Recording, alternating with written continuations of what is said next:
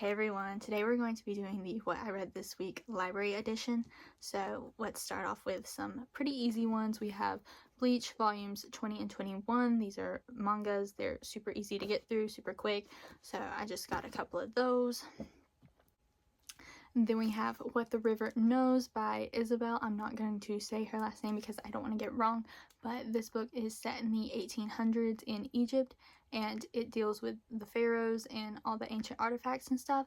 So I thought this was a pretty good book. I know quite a few of the reviews on this book don't really seem to like it, don't like the pacing, don't like the characters, but I thought the characters and everything were pretty fine. There were a few parts where I didn't think I was going to make it through, but I just kept going, and I ended up kind of liking this book. There were a few twists that I wasn't actually expecting, so I kind of enjoyed that, and now I'm ready to read book 2 when it comes out.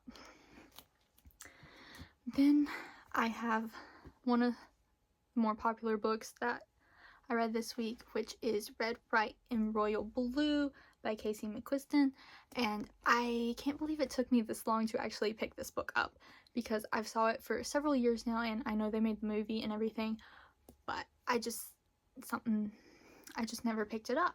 But I finally did, and I really enjoyed this book. I don't know why it took me so long to read it, but I would actually give this one probably 5 stars, which I don't really do that often, but I really enjoyed this one.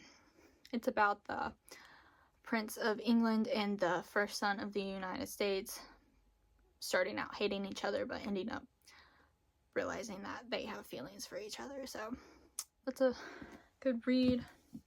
And then we're gonna get back into a few more mangas because they're just quick and easy to go in between the thicker books. So I have the last 4 books in the My Love Mix-Up series. So we have books 6, 7, 8, and 9. I picked these up again because I started them last year, but I never finished them. But the Thai remake of the drama is starting to air again, so I thought I should have finished the book before that finishes. So I picked these up. They're honestly not the greatest, but they're just quick and easy and fun, so I decided to just go ahead and finish the series. Then I have book 2 and 3 of Sasaki and Miyano. Again, not really my favorite series, but they're extremely thin, so it doesn't take long to get through these, but they're fun, they're light. Because the next book I read was quite thick. It's a little chunky. It's The Brothers Hawthorne by Jennifer Lynn Barnes.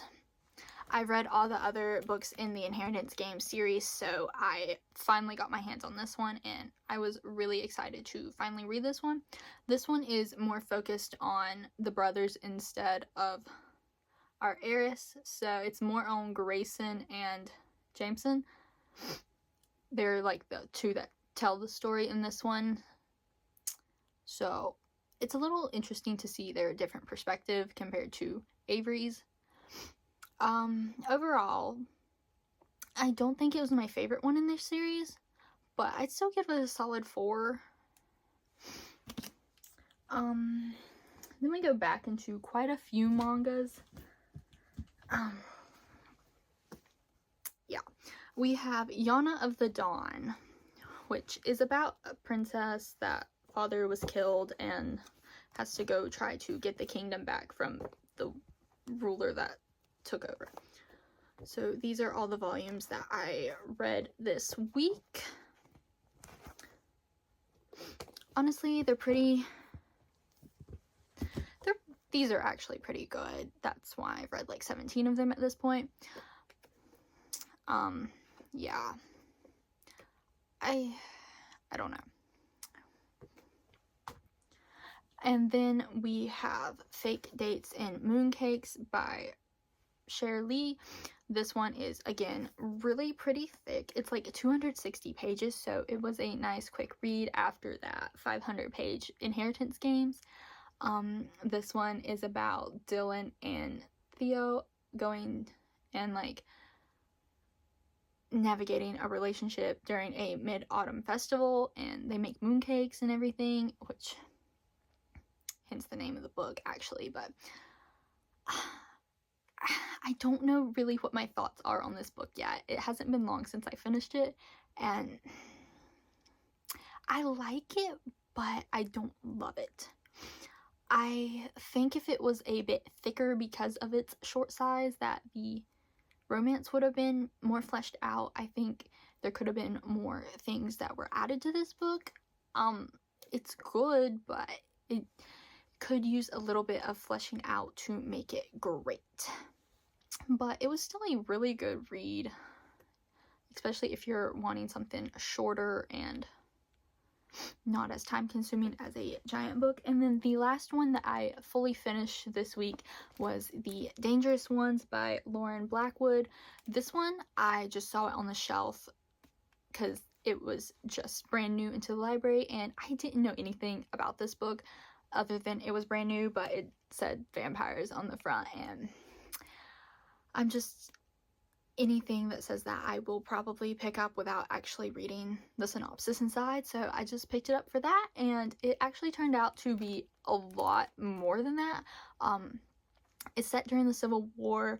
Some people have powers that are like stronger, faster than everyone else, and there are vampires that they like are trying to defeat. They're called saints, the ones with the powers, and they defeat the vampires in like the North and the South army are fighting each other, and slaves are trying to get to freedom and everything. And our main character actually used to be a slave, but she escaped because she's a saint and she has all these powers, and she has it out to get all the vampires, but then she ends up falling in love with one, which kind of goes against everything she ever believed in. So it takes her a little while to get used to the idea of the fact that she likes her enemy. So I guess that could be considered an enemies to lovers, but not necessarily with their specific relationship between the two characters.